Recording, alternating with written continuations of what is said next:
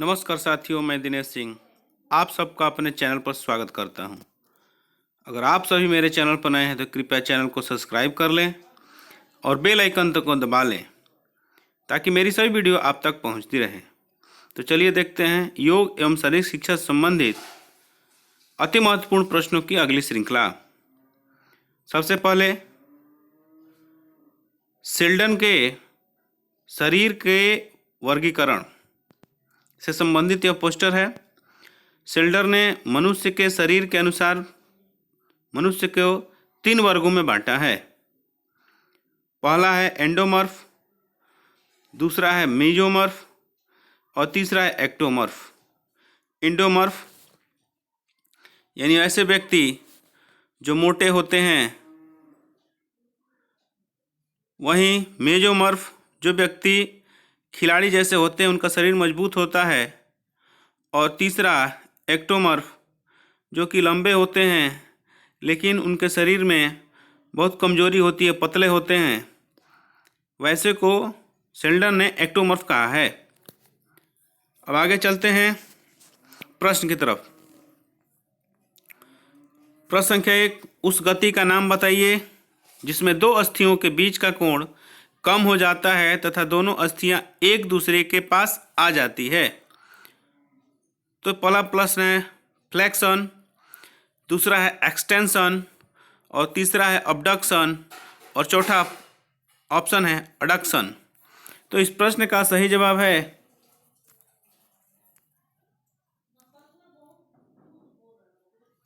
Flexion. और मैं बता दूं कि यह जो प्रश्न है बीपीएससी टीआरई 2 में भी पूछा जा चुका है।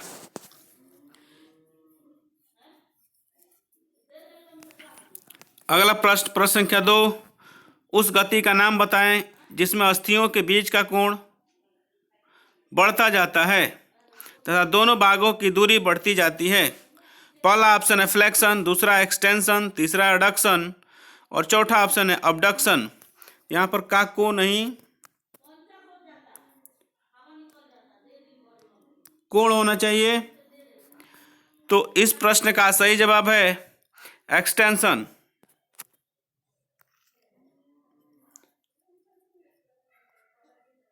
जब आप बाजू को मोड़िएगा तो उसके बीच का कोण कम होता है, तो फ्लेक्शन। वहीं बाजू को आप फैला दीजिए तो उसके बीच का कोण बढ़ गया तो उसको एक्सटेंशन बोला जाता है। अगले प्रश्न की तरफ चलते हैं। प्रश्न संख्या 3, जब एक बास्केटबॉल खिलाड़ी बॉल को कोर्ट पर ड्रिबल करता है तो उस समय गति का कौन सा नियम लागू होता है। पहला ऑप्शन है पहला नियम, दूसरा ऑप्शन है दूसरा नियम, तीसरा ऑप्शन है तीसरा नियम और चौथा उपरोक्त में से कोई नहीं। तो इस प्रश्न का सही जवाब है तीसरा नियम, यानी कि न्यूटन का गति का 3 नियम है। पहला नियम को जड़ता का नियम भी कहा जाता है, दूसरे को संवेग का नियम बोला जाता है, वहीं तीसरे को क्रिया प्रतिक्रिया का नियम भी कहा जाता है। अगले प्रश्न की तरफ चलते हैं। प्रश्न संख्या 4, ऊंची कूद में टेक ऑफ के दौरान गति का कौन सा नियम लागू होता है। पहला ऑप्शन है जड़त्व का नियम, दूसरा है संवेग का नियम, तीसरा है क्रिया प्रतिक्रिया का नियम और चौथा है उपरोक्त सभी। तो इस प्रश्न का सही जवाब है क्रिया प्रतिक्रिया का नियम। टेक ऑफ जो होता है, लंबी कूद में आप देखते हैं कि कोई खिलाड़ी दौड़ के आता है और अंत में जब कूदते समय वह जिस गति से ज़मीन को पीछे की तरफ धकेलता है, ज़मीन भी उसको आगे की तरफ उतनी ही तेज़ी से धकेलती है। तो यह क्रिया प्रतिक्रिया का नियम का एक उदाहरण है। अगले प्रश्न की तरफ चलते हैं। प्रश्न संख्या 5, जब क्रिकेट की एक बॉल हिट की जाती है तो यह मैदान की सतह पर लुढ़कती है तथा अंत में कुछ समय बाद रुक जाती है। बॉल पर घर्षण का कौन सा प्रकार लागू होता है। पहला ऑप्शन स्थिर घर्षण, दूसरा है रोलिंग घर्षण, तीसरा है गतिहीन घर्षण और चौथा है सर पर घर्षण। तो इस प्रश्न का सही जवाब है रोलिंग घर्षण। प्रश्न संख्या 6, रोमन रिंग्स का प्रारंभ करना गति के किस नियम का उदाहरण है? पहला ऑप्शन है प्रथम नियम, दूसरा है द्वितीय नियम, तीसरा है तृतीय नियम और चौथा है उपरोक्त सभी। तो इस प्रश्न का सही जवाब है प्रथम नियम, यानी कि जड़ता का नियम। अगला प्रश्न, निम्नलिखित में से जड़ता के नियम का उदाहरण कौन सा है? पहला ऑप्शन है नावखेना, दूसरा ऑप्शन है रोमन रिंग्स का प्रारंभ, तीसरा ऑप्शन है कुश्ती में विरोधी को ऊपर उठाना और चौथा ऑप्शन उपरोक्त सभी। तो इस प्रश्न का सही जवाब है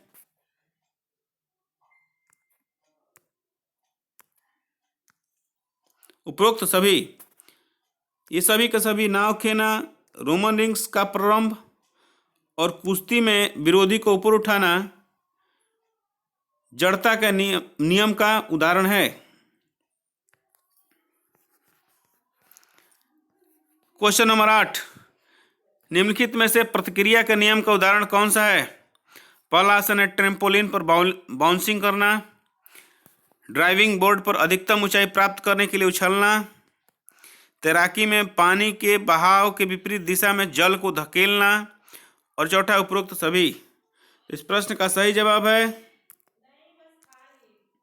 उपरोक्त सभी। अगले प्रश्न की तरफ चलते हैं। प्रश्न संख्या 9, जीव यांत्रिकी निम्नलिखित में से सहायता करती है? पहला ऑप्शन तकनीक को सुधारने में, दूसरा खेल उपकरणों के डिजाइन को सुधारने में, तीसरा पढ़ाने व सिखाने में और चौथा उपरोक्त सभी में। तो इस प्रश्न का सही जवाब है उपरोक्त सभी में। अगले प्रश्न की तरफ चलते हैं। प्रश्न संख्या 10, निम्नलिखित में से कौन सा गति का नियम नहीं है? पहला ऑप्शन है जड़ता का नियम, दूसरा है प्रतिक्रिया का नियम, तीसरा है तत्परता का नियम और चौथा है त्वरण का नियम। तो इस प्रश्न का सही जवाब है तत्परता का नियम। क्वेश्चन नंबर 11, घर्षण क्या है? एक आवश्यक बुराई, दूसरा ऑप्शन एक शत्रु, तीसरा उपरोक्त दोनों और चौथा इनमें से कोई नहीं।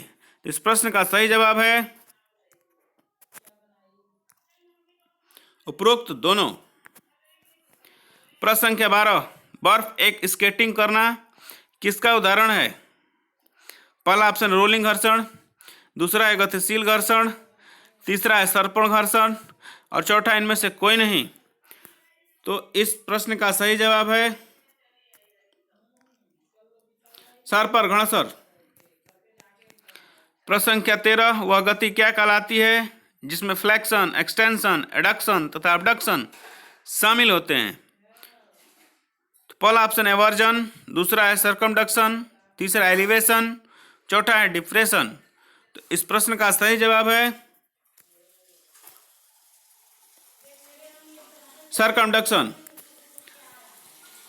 अब यहां पर कुछ बिंदु हैं। हाइपर एक्सटेंशन का मतलब क्या होता है? हाइपर एक्सटेंशन का मतलब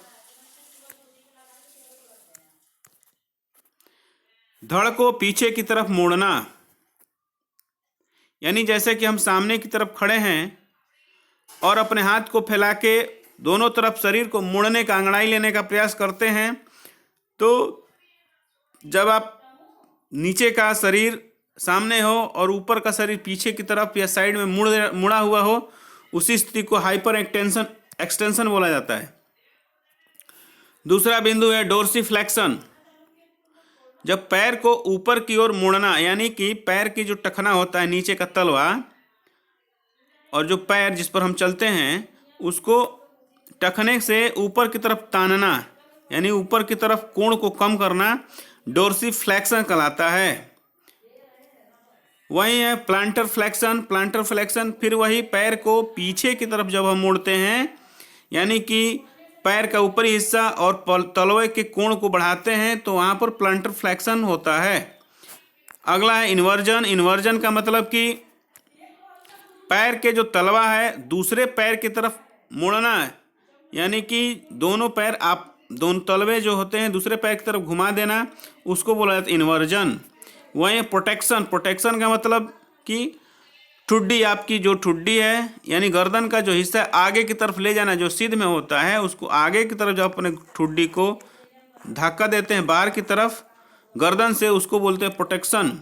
वहीं अगला प्रश्न है रिट्रैक्शन। रिट्रैक्शन का मतलब कि अगर आपका गर्दन सीधा है और आप अपने गर्दन को पीछे की तरफ धक्का देते हैं तो उसको बोला जाता है रिट्रैक्शन। अगला बिंदु है एलिवेशन।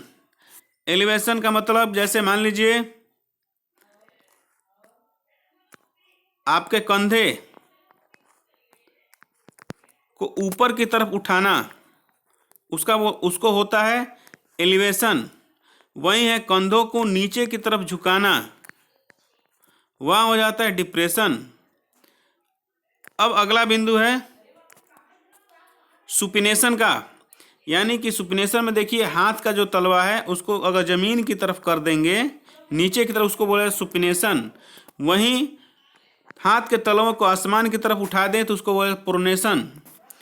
और पैर को ऐसे मुड़ना कि तलवा पीछे दिखाई दे उसको बोला इवर्जन, यानी आपके पैर के तलवों को नहीं मोड़ना है, पैर को ऐसे मोड़ना है कि तलवा ऊपर की हो जाए, तो उस स्थिति को बोला जाता है इन्वर्जन।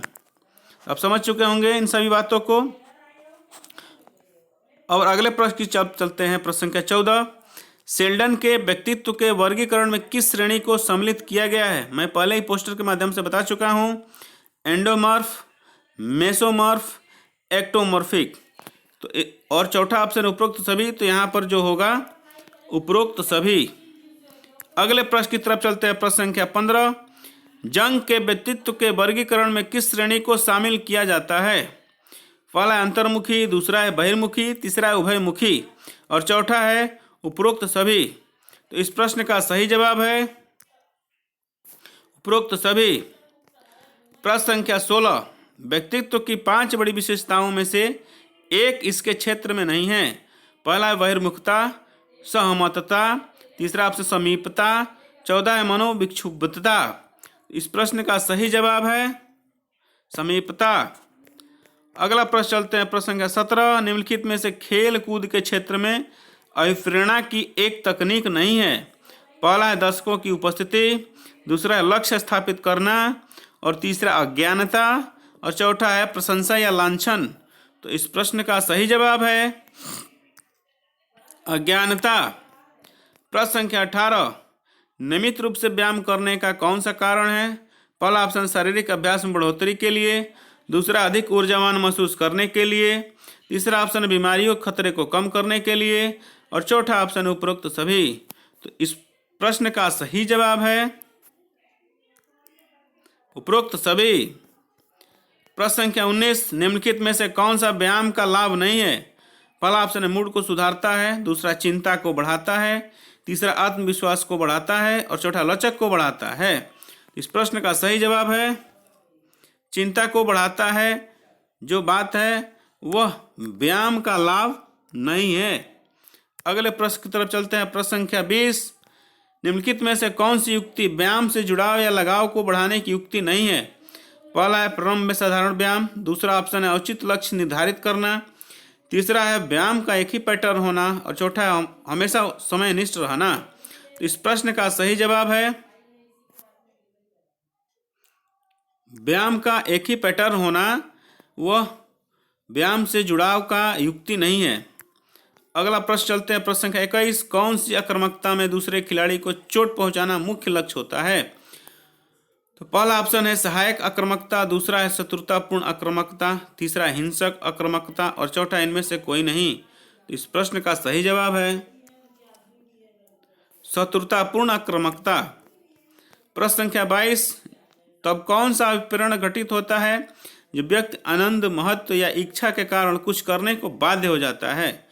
तो पहला ऑप्शन है आंतरिक अभिप्रेरण, दूसरा है बाहरी अभिप्रेरण और तीसरा है वातावरण अभिप्रेरण और चौथा ऑप्शन यहाँ पर लिख देते हैं।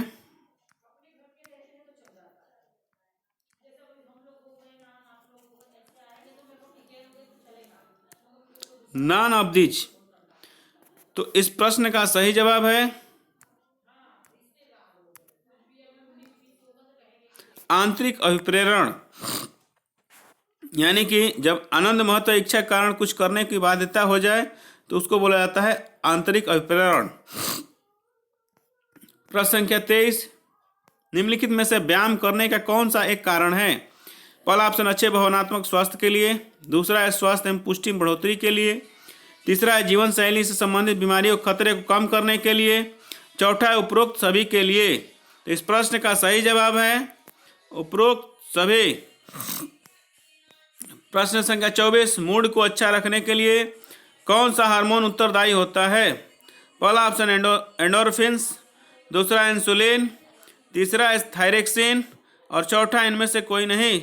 इस प्रश्न का सही जवाब है एंडोर्फिन्स। तो आपको वीडियो कैसा लगा? अगर वीडियो अच्छा लगा तो वीडियो को लाइक कर दें और दोस्तों में शेयर कर दें, और अगर आप चैनल पर नए हैं तो कृपया चैनल को सब्सक्राइब कर लें और बेल आइकन दबा लें। धन्यवाद।